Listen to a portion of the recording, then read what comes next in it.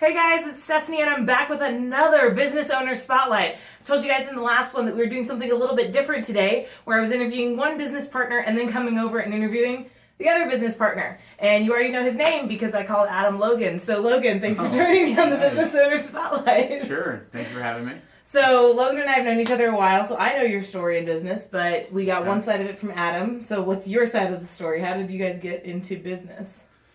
So I had been doing some real estate investing, and I was trying to turn tenants into buyers, and they were struggling a lot of times because of their credit. Right. And so it made perfect sense to help my tenants as well as a lot of other people. So I called Adam and I said, hey Adam, let's talk about my tenants that have bad credit. They need help with their credit. And he said, I actually offered him, like, hey, why don't you come work for me? He's like, well, how about we start a business together? I was like, okay, we could blow this thing up real big. So that's how it started, the whole deal. So going into business with someone takes a lot. Like, how well did you know each other? And was it just kind of like, let's see if this works? Or did you have a pretty good feeling it was going to work out before that? Yeah, taking on a business partner it can be scary. Yeah. And I knew Adam pretty well. Like, we had worked together on a lot of projects at different companies we'd worked for. Mm-hmm. We were loan officers together for a long time, and we kind of magically came together on several projects, and we had to work together on several of them. And some of them we chose to work together on because it was just better in finances and carpooling, things like that. And so we had worked together for a long time together already on certain projects, and we found that we worked really well together. One of our first discussions, as we had already formed the business, we kind of sat down and said, hey, listen, if we're going to form this partnership, it's not going to be perfect. You're going to be upset at me for some reason or another, and I'll probably be upset with you, but if we're going to make this work, we just got to make it work. And we both agreed that that was going to be the case, and we had our struggles early on in the business, but after working through some of it, most of them were in the first few months of being in business together and being around that much. But we were able to work it out, figure things out, make it, and just do better. And I like to say, he puts in 100%, I put in 100%, and out comes 500%. Nice. I don't know. That's my kind of math, by the way, Mom. Just in case you're watching this video, she likes to tell a story where I tried to tell her that 3 times 3 was 6. Because 3 and 3, so that's my kind of math. I like this math. So what's been the hardest part then what's been the hardest part of having a partner? Because this was the side we didn't even get into with Adam. I don't know if there's really been, the first few months was hard because we were trying to align our visions and our goals and what we wanted to do. And early on it was a matter of, I think this will work best. Well, I think this will work best. So there's a little bit of back and forth, but over the we've been in business for almost 6 years together. Wow. And the first year is probably where we had all of our struggles, confrontations or whatever, and they really weren't even that bad. But the hardest part, I don't know if there is a hard part actually. It's worked for us, so it's been an amazing blessing. It's been amazing to have him on my team and me on his team. So I don't know if there's really been a hardest part, but some partnerships just were doomed from the start. From the get-go, yeah. And I think our partnership was good to go from the start. And so I think you find out really quickly if a partnership's going to work or not. Yeah. And we found out that it was great. It actually did. Yeah. So what do you bring to the table, and what does he bring to the table that makes it work so well? So I bring the muscle. So I do a lot of number crunching. We have a lot of similarities in our styles. We're both good salesmen. We've done marketing. I liked bringing him into the picture. The reason I wanted to team up with him was because he is very detail oriented, and I knew he could build an actual credit repair process that would work. I wanted to focus more on the relationship building of a customer service team, a sales team, a marketing team, and so we've overlapped and blended on all those fronts. But for the most part, he's a little more creative on certain things, and I'm more into writing and copywriting and things like that. And so we just a lot of different skill sets. But I would say that I do a lot of the writing artistic, he does some of the other visual and other artistic, along with whatever else I just said. All that. All that. There's your answer. There we go. That's how it works. So what was probably the biggest obstacle you guys ran into building a business? Biggest obstacles. Or challenge or... Yeah, some of the challenges have been staffing. As we've grown, because we've had the opportunity to grow the business and finding the right people for the right positions. We've hired a few people for the right person, but wrong position. So we were able to repurpose them, and some of them we weren't able to retain because we didn't have the position that they should have been in, or a position in that department.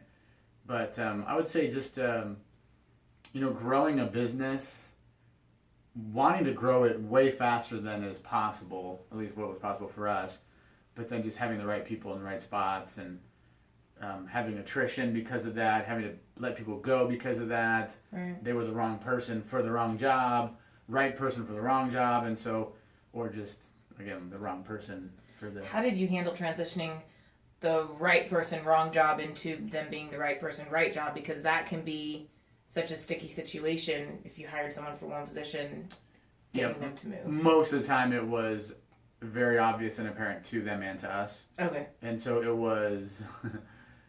I'm not happy in the department that I'm in. Is there anything else I can do? Well, we've observed you for the last few months, and we realize this is not your strength. Let's go ahead and transition you to this other team, because we have. I hope none of my employees can watch this, but we have our more nerdy teams and our more people-facing teams, and that's kind of our division in the company: is who are the nerds and who are the socialites, and you are on different teams depending one team or the other. Depending on, and so and the nerds know who they are, and they're happy and they're good at what they do, and the socialites know who they are, and it's really obvious to the world who they are. Well, when you have a socialite, it's pretty obvious who they are usually. Yeah. I think sometimes nerds or introverts, we'll call them introverts and extroverts. That's probably a better way to say it, more technical terms. But the introverts, because I'm very introverted actually, and we get told so many times, like, you gotta be bigger, you gotta be out there, you gotta be good, and so we feel like being an introvert's a bad thing, so we try and change, and so then you can hire an introvert for an extrovert, and then they realize, hey, long term this doesn't work. Like, I'm extroverted for short periods of time each day, right? That works for me. If I had to do that all the time, probably be pretty unhappy. I always knew you were a nerd, but thank you for clarifying that. I love how we went back to the nerd thing there. It's okay. I'll proudly wear the nerd label. The nerds usually make more money. That's good. Well, except for the salespeople, who are often socialites. So I guess you got both sides of the scale there. Yeah. So then hiring has been the biggest obstacle, or not hiring, but building up, right? Growing your staff. So hiring the right person, retaining the right people, finding out we have the wrong person, having to let them go. There's a lot of challenges in hiring and firing. So does one of you be like the full-time HR manager at this point? So I started out. I'm the HR department. We have 20 some odd employees, and I'm the HR department. So if you have any complaints, come see me. But we've transitioned that to now where we have our ops manager. She's hired the last 3, 4, 5, 7 people and had to fire the last 2 people, which has been nice because I've been able to transition away from that. That's the hardest. Yeah. It's just uncomfortable. It's not fun. It's the ugly side of the business. And if I can outsource that, it makes my life and stress levels so much easier. Yeah, my coach was telling me yesterday, he's like, oh, I love firing people. I was like, well, you would, because you're really, really high D and super, you love conflict, so of course you love firing people. He was like, if you ever need to fire someone, just have me get on the phone with them, I'll handle it. Yeah. I was like, okay, thanks, Jordan. It's a lot easier when you're not the person who's saying, I don't like you in my company. Right. And I'm going to let you go because I don't like you. Right. Wherein I have a manager and they're like, yeah, they don't like you. It's not working out. And of course it has to go down that way. But it's not going to work out. You're not a fit for them. And it removes the me, personal. you. Yeah. So what did you do to solve that hiring? So you got the ops manager, but then how do you hire at the growth rate that you guys are going at? Well, when we have a need, what we used to do is we'd hire out of desperation. Yeah. And so it was like, oh crap, we had a salesman quit, or we grew and we need this position, and we hire out of desperation. Right. And out of need, Now we try to hire out of want. So we want another salesman, we want another customer service rep, we want to improve the department. And so now we can take our time and we can methodically look through resumes and actually interview more than 3 people. And since we have a team doing it, because if it's just me doing it, I have limited time. Right. And if I have me or Adam or our ops manager or one of the sales managers or somebody else can do some interviewing, we also get more viewpoints that way as well. But we can take longer to hire, acquire better talent that way. And so you said of the last 7, you guys have only lost 2 of the last 7 that you've hired, so that's ratios are improving. Something like that. Something like that. So what would you say? A big part of these interviews is like helping out other business owners out there who are in the thick of it, right? I always jokingly say, it's great to hear from, Grant Cardone or Mark Cuban, hey, persevere, go for it, right? Mark Cuban's sitting there looking at his bank account going, yeah, persevere, right? So it's hard to take that seriously when they give their business advice because, it works, but they're kind of removed. So you're way too far out there to even understand how to get to that point. You're talking billions, I'm talking hundreds of thousands or millions. Right. Whole different ballgame. So what's your best piece of advice for that person who's out there in the thick of it, in the middle of it, struggling and fighting to build their business right now? Persevere.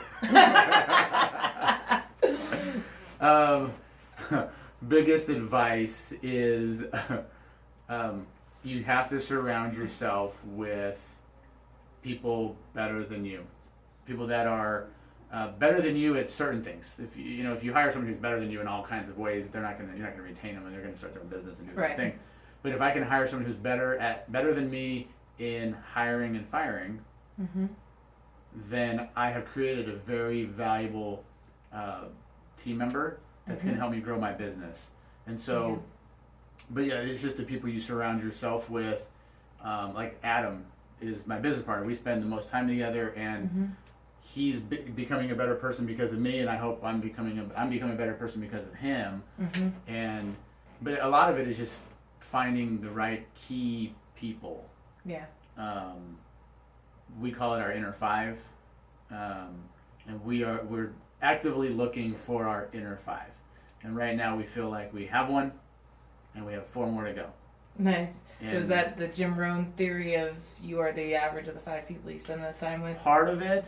Some of it is also from Gary Keller, and the one thing he had this diagram. I went to a training that he did a while back, and he says, do you know the difference between a company with, and he drew a circle. So it's like you're here, and there's 5 circles here, and then underneath it is an organization of 100 or an organization of 100,000. What's the difference? He says the difference is your inner 5, your core 5. So these 5 determine if you have a 100-person organization or 100,000. And so since then, we've been trying to find our inner 5, recruit inner 5, promote inner 5, and so we have one definitely we feel is an inner 5, and then a couple others that are potentially growing into that. Nice. So that would be the advice: is the inner 5. The inner 5. Stick with the people. Be careful with the people you hang out with, which is, I think, a great piece of advice. I think it's something that I encourage people to take stock of that every week, every month, every quarter. Take time to sit down and look at who you're hanging out with, because the funny thing is the bad apples kind of filter their way in, and you almost don't even realize it. You have to step back and catch it. So I think that's an awesome piece of advice. Any last words for our listeners? All right. Because that's it. Go find your inner 5. Persevere. And go find your inner 5. All right. Well, cool. Thank you for joining me today, Logan. I appreciate it. Absolutely. So for all of you guys out there, the Business Owner Spotlight is about finding awesome people like Logan who've done something crazy cool in their business, but not necessarily, the Michael Dubin or the Grant Cardone or the Mark Cuban who's going to get splashed on the front of Time Magazine in 2017, but who deserves that attention, who has something amazing to add, because I learned doing these interviews. I hope you guys are learning as well. So if you know somebody, do me a favor, pop below, grab my name, my contact information below, send me their information. I would love to bring them on and put the spotlight on them for just a couple of minutes. In the meantime, those of you guys out there, I want to encourage you. It's time to stop hitting the target. It's time to smash it. Make your life great. You have the potential, but it's up to you.